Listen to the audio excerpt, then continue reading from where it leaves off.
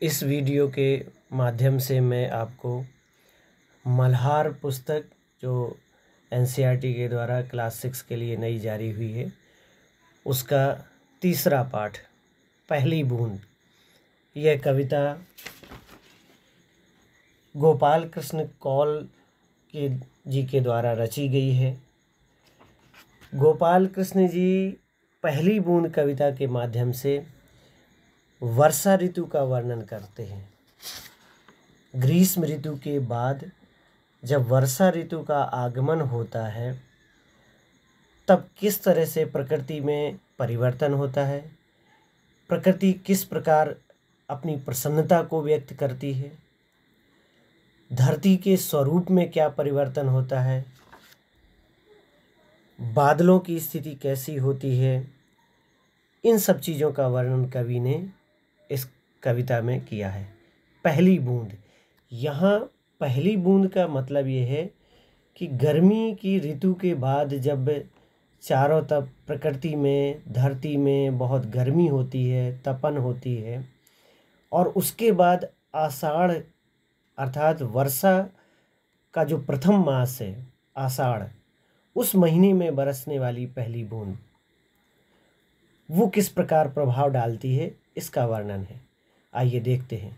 वह पावस का प्रथम दिवस जब पहली बूंद धरा पर आई, अंकुर फूट पड़ा धरती से, नव जीवन की ले अंगड़ाई। वह पावस का प्रथम दिवस, पावस का अर्थ है वर्षा ऋतु, प्रथम दिवस प्रथम दिन, तो वर्षा ऋतु में कोई फिक्स तो नहीं कह सकते हैं। हाँ, तिथियों के आधार पर आप कह सकते हैं कि कौन सा दिन होगा, लेकिन बारिश कब आएगी ये कहना कठिन है। लेकिन जब भी बारिश आती है, गर्मी के बाद वर्षा की पहली बूंद जब गिरती है धरती पर, धरा अर्थात पृथ्वी धरती पर गिरती है, तो धरती से अंकुर फूट पड़ता है। जो बीज धरती के अंदर पड़े हुए हैं वो निकल पड़ते हैं या उन्हें पानी मिल जाता है, तो उसमें अंकुर नया जीवन अंगड़ाई ले लेता है, अंकुर फूटता है, नए पौधे का आकार लेता है। वो ऐसा लगता है कि नए जीवन का संचार हो गया। नव माने नया, नया जीवन उस बीज से निकल पड़ा, क्योंकि वह भी पहली बूंद का इंतजार कर रहा था। धरती के सूखे अधरों पर गिरी बूंद अमृत सी आकर, वसुंधरा की रोमावली सी, हरी दूब पुलकी मुस्काई, पहली बूंद धरा पर आई। धरती के सूखे अधरों, अधरों माने ओंठ, धरती के जो सूखे ओंठ हैं, किस कारण से सूखे हैं? गर्मी के कारण से सूख गए थे। अर्थात धरती में चारों तरफ गर्मी के कारण से सूख गया है। तालाब सूख गए हैं, पेड़ पौधे सूखने लगे हैं, उन्हें पानी नहीं मिल रहा है, जीव जंतु भी पानी से व्याकुल हैं और व्यक्ति लोग भी परेशान हैं गर्मी से। तो ऐसा लगता है कि जैसे धरती के ओंठ सूख गए हों, गला सूख रहा हो। और जब पहली बूंद गिरती है, ऐसी स्थिति में वो अमृत के समान आती है। अमृत जो जीवन देता है, मरे हुए व्यक्ति को या मरने वाले व्यक्ति को जीवन दे रहा है। ऐसा लगता है कि धरती के सूखे गले को उस बूंद ने तर कर दिया और उसे नया जीवन मिल गया। वसुंधरा ये पृथ्वी का पर्यायवाची है, इसका भी अर्थ है पृथ्वी, धरा, धरती। धरती की रोमावली सी, रोम कहते हैं जो हमारे हाथों में आपने देखा होगा, छोटे छोटे बाल होते हैं और वो छिद्र होते हैं, तो इन बालों को तो यहाँ तुलना की है कि जैसे धरती के भी जो रोम हैं वो भी निकल आए। किस प्रकार कि जब बारिश की पहली बूंद गिरी, चारों तरफ जो धरती सूखी हुई थी उसमें से हरी दूब, दूब माने घास, हरी घास पुलकी मुस्काई, धरती से निकल आई, प्रसन्नचित हुई वो, और चारों तरफ जो हरियाली फैल जाती है वो उसकी मुस्कान है, धरती की मुस्कान के समान है। जैसे धरती हंसने लगी हो, उसे भी राहत मिल गई हो सूखेपन से या गर्मी से, जब पहली बूंद धरती पर गिरती है। तो यहाँ आपने अभी 2 पैराग्राफ देखे। कह सकते हैं इसमें अगर हम पहला प्रश्न करें कि वर्षा ऋतु के लिए कौन सा शब्द प्रयोग हुआ है? तो आप यहाँ अर्थ आएगा पावस। ठीक है। उपयुक्त पंक्तियाँ किस कविता से ली गई हैं? तो कविता का नाम है पहली बूंद। धरती के सूखे ओंठों पर बारिश की बूंदें किसके समान आकर गिरी? सूखे, अधरों माने ओंठ, किसके समान आकर गिरी? अमृत के समान आकर गिरी। तो ये आप प्रश्न बना सकते हैं अपनी कॉपी में। वसुंधरा का पर्यायवाची कौन सा है? धरती। या आप धरती शब्द लिख सकते हैं कि धरती का पर्यायवाची कौन सा है? वसुंधरा। ठीक है। हरी दूब, दूब का अर्थ क्या है? घास। आगे देखिए, आसमान में उड़ता सागर, लगा बिजलियों के स्वर्णिम पर, बजा नगाड़े जगा रहे हैं, धरती बादल धरती की तरुणाई, पहली बूंद धरा पर आई। आसमान में उड़ता सागर, अब सागर तो धरती पर है, समुद्र जिसे हम कहते हैं, लेकिन आसमान में उड़ता हुआ सागर, ये कवि के कहने का ढंग है। अर्थ क्या निकलेगा? आसमान में बादल उड़ते हैं, जैसे बादलों में भी पानी होता है, बादल भी पानी रखते हैं अपने अंदर, तो बादल उड़ते हैं। और कवि ने कहा कि वो सागर के समान उड़ रहे हैं, बिजलियों के पंख लगा करके। कैसे पंख? स्वर्णिम। स्वर्णिम का अर्थ है सुनहरे, सोने के जैसे। यहाँ पर का अर्थ है पंख। यहाँ ये अधिकरण कारक नहीं है। जैसे आप वाक्य बनाएं कि छत पर चिड़िया बैठी है, तो वहाँ पर जो पर होता है वो उसका अर्थ होता है, वो कारक है, विभक्ति चिन्ह। लेकिन यहाँ पर का अर्थ है पंख, कि बिजलियों के, बिजली चमकती है बादलों में, तो कवि ने कल्पना की है कि बिजलियों के सुनहरे रंग के, बिजली सुनहरे रंग की होती है, सुनहरे रंग के पंखों को लगा करके समुद्र ही बादलों के रूप में आसमान में उड़ने लगा हो। और बादल गरजते भी हैं, तो उनकी गर्जना की तुलना कवि ने किस तरह से की है? बजा नगाड़े जगा रहे।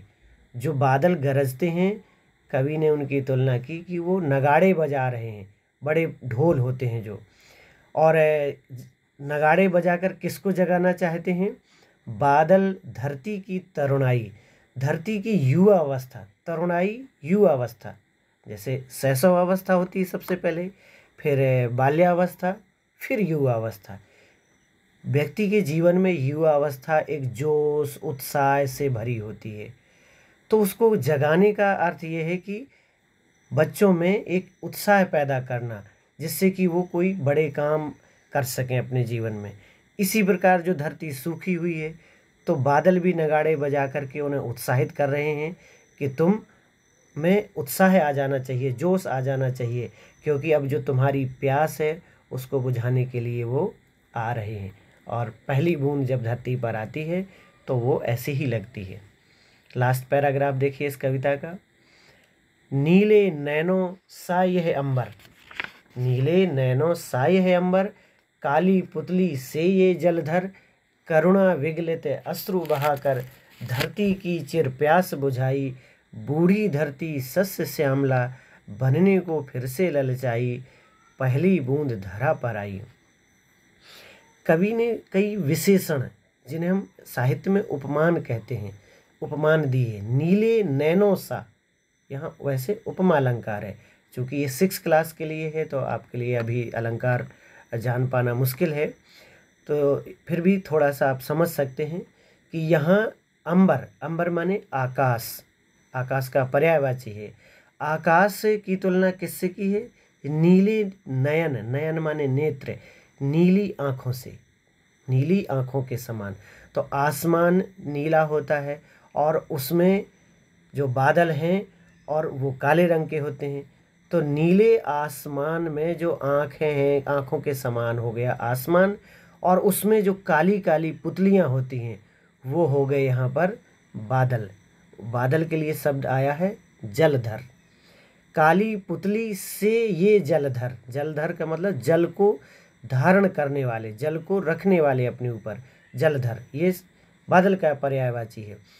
तो काली पुतली के समान बादल हो गए, और पूरा आकाश क्या हो गया, नीले नेत्रों के समान हो गया। तो ये उपमा सूचक शब्दावली है, इसमें तुलना की गई है। अंबर की तुलना नीले नेत्रों से और जलधर की तुलना आँखों की जो काली पुतली है उससे की गई है। तो इसके समान ये दिखाई दे रहे हैं कवि को। करुणा विगलित अश्रु बहाकर, अब जो बादल से जो बूंदें गिरती हैं एक एक करके, कवि को ऐसा लगता है कि वो धरती की जो पीड़ा है, धरती का जो कष्ट है सूखे गर्मी के कारण से, उससे वो दयावान हो गए हैं, उनके अंदर करुणा का भाव जाग गया, दया का भाव जाग गया। इसलिए उनकी आंखों से आंसू बन करके ये बूंदें धरती की चिर मतलब हमेशा से बहुत दिनों से जो प्यास थी उसको बुझाने के लिए वो बरस पड़े। चिर का अर्थ होता है शाश्वत, हमेशा रहने वाला। लेकिन यहाँ हम कह सकते हैं कि ग्रीष्म ऋतु, एक जो लंबी ग्रीष्म ऋतु है उसके लिए यहाँ प्रयोग किया गया है कि बहुत दिनों से जो धरती प्यासी है, उसको पानी नहीं मिल रहा है, वो प्रकृति में एक तरह से चारों तरफ सूखापन आ गया है। तो उसकी पीड़ा को देखकर, उसके कष्टों को देखकर बादल क्या हो गए हों, करुणा से भर गए हों, और इसलिए उनकी करुणा पिघल करके, विगलित मतलब पिघल करके आंसू बन के ये बूंदें गिर रही हैं। और ऐसी स्थिति में और क्या परिवर्तन हुआ, आगे की पंक्तियों में देखते हैं। बूढ़ी धरती सस्य श्यामला। अब कवि ने यहाँ फिर एक नया विशेषण दे दिया, नई उपमा दे दी, बूढ़ी धरती। अब धरती बूढ़ी कैसे? तो यहाँ बुढ़ापे का अर्थ है कि जब व्यक्ति के जीवन में उत्साह कम हो जाता है, आलस्य भी आ जाता है, कमजोरी फील होने लगती है, तो गर्मी के प्रभाव से धरती की स्थिति बूढ़े जैसी हो गई। वो भी कमजोरी फील कर रही है, उत्साह नहीं है, जोश नहीं है, प्रकृति में चारों तरफ उदासी सी है। तो उस बूढ़ी धरती को ये जो पानी की बूंदें हैं क्या करती हैं, उत्साहित करती हैं, और उसे फिर से सस्य श्यामला, सस्य श्यामला का मतलब हरी भरी फसलें, जो हमारी धरती में फसलें पैदा होती हैं, सुनहरे रंग की फसलें पैदा होती हैं, हरे रंग की फसलें पैदा हों, उसके लिए सस्य श्यामला। तो बूढ़ी धरती में फिर से उत्साह ला दिया इन बूंदों ने, और वो हरी भरी होने के लिए ललचा रही है, बनने को फिर ललचाई, फिर से उत्साहित हो रही है, फिर से ललचा रही है कि वो हरी भरी हो जाए। और जब ये धरती पर पहली बूंद गिरती है, आप इस पैराग्राफ में कुछ क्वेश्चन बना सकते हैं, या पीछे से ले लें जहाँ से हमने अभी छोड़ा है। धरती के सूखे अधरों पर गिरी बूंद अमृत की सी आकर, तो सूखे अधरों को दूर करने के लिए किस प्रकार की बूंद गिरी थी, अमृत के समान। वसुंधरा किसका पर्यायवाची, धरती का। वसुंधरा में रोम के समान कौन मुस्कुरा रहा है, हरी दूब। आसमान में उड़ता सागर किस तरह का दिखाई दे रहा है, बिजलियों के समान दिखाई दे रहा है। बादल ने किस प्रकार के पंख लगा लिए हैं, स्वर्णिम पंख लगा लिए हैं। बादल नगाड़े क्यों बजा रहे हैं, धरती की तरुणाई जगाने के लिए बजा रहे हैं। ठीक है। नीले नैनों सा ये है अंबर, अंबर आकाश, आकाश किसके समान दिखाई दे रहा है, नीले नेत्रों के समान। कवि ने जलधर की तुलना किससे की है, नेत्रों के अंदर जो काली पुतली होती है उससे की है। धरती की पीड़ा को देखकर कौन अश्रु बहा रहा है, तो बादल। बादलों के अंदर धरती की पीड़ा को देखकर किस तरह का भाव जागृत हो रहा है। आप क्वेश्चन को उलट सकते हैं, क्वेश्चन कितने भी बना सकते हैं। तो कौन सा भाव जागृत हो रहा है, करुणा का भाव जागृत हो रहा है। कवि ने धरती को बूढ़ी क्यों कहा, तो आपको मैंने अभी बताया, अगर आपने व्याख्या ध्यान से सुनी है तो आप लिख सकते हैं, क्योंकि गर्मी के कारण से उसमें जोश और उत्साह समाप्त हो गया है, इसलिए कहा है। बूढ़ी धरती क्या प्राप्त करने के लिए ललचा रही है, तो सस्य श्यामला बनने के लिए। क्या बनने के लिए ललचा रही है, सस्य श्यामला, हरी भरी बनने के लिए ललचा रही है। तो इस तरह से आप ये कविता का अर्थ अगर आपने यहाँ तक सुना तो अवश्य ही समझ गए होंगे और आपने सीखा होगा। अब जो इसमें प्रश्न अभ्यास दिए हैं बहुत से, इस बार की जो पाठ्यक्रम है काफ़ी विस्तार से दिया गया है, इसको आपको पढ़ना है और समझ करके इसके उत्तर हल करने हैं। इसमें जैसे कि पहला ही लिखा है, कविता में नवजीवन की ले अंगड़ाई किसके लिए प्रयुक्त हुआ है। तो आप अगर पंक्ति देखेंगे तो तीसरी और चौथी पंक्ति में लिखा है, अंकुर फूट पड़ा धरती से नवजीवन की ले अंगड़ाई। तो क्या कौन सा शब्द आया इसमें, अंकुर। अंकुर इसका सही उत्तर होगा। अगला क्वेश्चन है इसका, जैसे नीले नैनों सा यह अंबर काली पुतली से ये जलधर। में काली पुतली क्या है, तो आपको बताया अभी कि काली पुतली की तुलना किससे की गई है, जलधर। और जलधर तो यहाँ इसमें ऑप्शन में दिया नहीं है, तो इसका पर्यायवाची दिया है बादल। जलधर किसे कहते हैं, बादल को। फिर आप देखिए मिलान करें में आप काव्य की कविता की पंक्तियाँ पढ़िए और आप देखिए कि ये किस शब्द के अर्थ को बताने का प्रयास कर रहे हैं। आसमान में उड़ता सागर लगा बिजलियों के स्वर्णिम पंख। अब रेखांकित अंडरलाइन कौन है, उड़ता सागर। तो उड़ता सागर किससे मिल रहा है, उड़ता सागर यानी समुद्र बादल बनकर उड़ रहा है। तो यहाँ ये 2 नंबर पर जो लिखा हुआ है भावार्थ में बादल के लिए हो जाएगा। बजा नगाड़े जगा रहे बादल धरती की तरुणाई। तो इसके लिए आप क्या है, बजा नगाड़े, नगाड़े बजाने का अर्थ मेघ गर्जना। 1 नंबर, मेघ माने बादल, मेघ का भी अर्थ है। तो यहाँ प्रश्नोत्तर में आप देखिए कि पर्यायवाची शब्दों का बहुत प्रयोग किया गया है। तो नगाड़े बजाने के लिए गर्जना, और कौन गरज रहा है, बादल। तो बादल का एक पर्यायवाची है मेघ, मेघ गर्जना इसका सही हो जाएगा। नीले नैनों सा ये है अंबर काली पुतली से ये जलधर। अब यहाँ पर नीले नैनों सा को अंडरलाइन किया गया है। तो नीले नैनों सा कौन है, आकाश है। अंबर का अर्थ आकाश है, लेकिन रेखांकित किया नीले नैनों सा, तो किसके लिए किया है, आकाश के लिए किया है। वसुंधरा की रोमावली सी हरी दूब पुलकी मुस्काई। अब यहाँ रेखांकित है रोमावली सी। तो रोमावली किसे कहा गया है, हरी दूब को।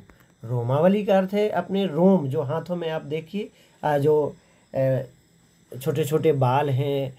लेकिन यहाँ धरती के रोम किसे कहे, दूब को, जो घास से निकलती है, इसलिए ये इसका 3 नंबर हो जाएगा। आगे देखिए क्या है इसमें, आप कर सकते हैं, वीडियो बहुत लंबी हो जाएगी इसलिए हम कुछ चीज़ें स्किप करेंगे। पंक्तियों पर चर्चा कीजिए, तो इसको आप पढ़िए और समझने का प्रयास करिए, ये भी आपको बन जाएगा बहुत आसानी से। और शब्दार्थ है, शब्द एक अर्थ अनेक, ये भी आया हुआ है, तो इसके लिए आप पढ़ करके आसानी से कर सकते हैं। मैं आपको शब्द पहेली बहुत सुंदर है, बहुत अच्छे तरीके से बनाई गई है और आप आसानी से कर सकते हैं। इसमें प्रश्न भी दिए हुए हैं, जैसे पहला प्रश्न है, एक प्रकार का वाद्य यंत्र। वाद्य यंत्र मतलब बजाने वाले इंस्ट्रूमेंट जो होते हैं, इंस्ट्रूमेंट, म्यूजिक इंस्ट्रूमेंट। तो पहला एक वाद्य यंत्र दिया है इसमें नगाड़ा, ना बड़ा गा और डा, नगाड़ा। दूसरा खा में देखिए आँख के लिए एक अन्य शब्द, तो क्या दिया हुआ है, पहली लाइन में ऊपर देखिए नयन, ना या और ना, नयन। गा में है जल को धारण करने वाला, तो अभी आपने वो शब्द पढ़ा है जलधर, लास्ट लाइन में जलधर, जा ला धा रा, जलधर। एक प्रकार की घास, घा ऑप्शन में, घा में क्या है, तो वो है दूब, दूसरी लाइन में सेकंड वर्ड से है दूब, दा बड़े ऊ की मात्रा और बा। आंसू का समानार्थी क्या है, अश्रु, तीसरी लाइन में। और आसमान का समानार्थी अंबर, ये आपको शुरू हो जाएगा लास्ट लाइन में है ऊपर से अंबर, ठीक है। तो ये आप इसके आंसर कर सकते हैं। अंबर आसमान का समानार्थी यानी पर्यायवाची भी है। यहाँ समानार्थी का मतलब समान अर्थ रखने वाला, पर्यायवाची का भी वही अर्थ है यहाँ पर, समान अर्थ रखने वाला। पाठ से आगे में है आपकी बात, इसको आप पढ़िए समझिए और आसान है ये करना।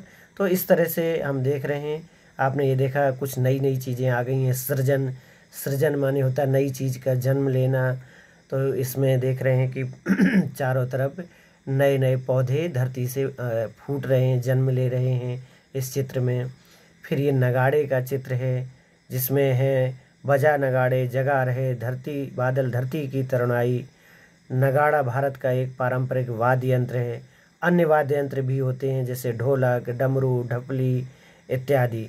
तो इनकी आप ध्वनियों को यूट्यूब से भी सुन सकते हैं, समझ सकते हैं कि अलग अलग कौन किस तरह की। आइए इंद्रधनुष बनाएं।